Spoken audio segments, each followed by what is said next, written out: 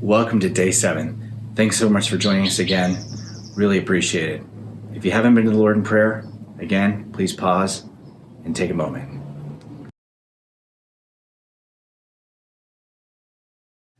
Then what advantage has the Jew? Or what is the value of circumcision? Much in every way. To begin with, the Jews were entrusted with the oracles of God. What if some were unfaithful? Does their faithlessness nullify the faithfulness of God? By no means. Let God be true, though every one were a liar, as it is written, that you may be justified in your words and prevail when you are judged. But if our unrighteousness serves to show the righteousness of God, what shall we say?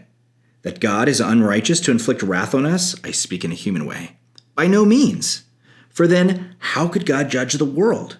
But if through my lie God's truth abounds to his glory, why am I still being condemned as a sinner? And why not do evil that good may come, as some people slanderously charge us with saying?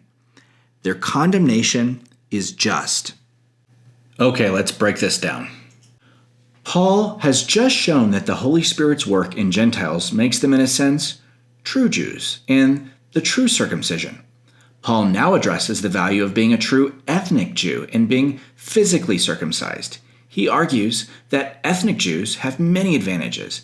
He cites that they have the oracles of God, that is, the Old Testament, and that they have a covenant with God, even though they were unfaithful to it. Yet since, as humans from the line of Adam, they are all liars and sinners, God is justified in his judgment of them. Then Paul cites a counter-argument, which he will not fully answer until chapters 9 through 11, that it would not be fair for God to give the Jews an impossible law to follow and only allow them to be saved by grace. He answers that this is of course a false argument, as God is free to judge both Jews and Gentiles because of their inability to do right whether they have the law or not. He then cites the argument that some of his opponents charged, namely that he preached a doctrine of cheap grace.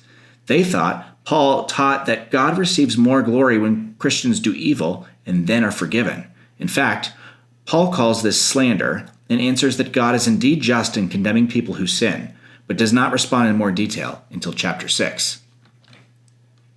Thanks so much. This is the end of our first week together. Really appreciate it. As always, if you enjoyed this video, please like it below, and we'll see you again tomorrow.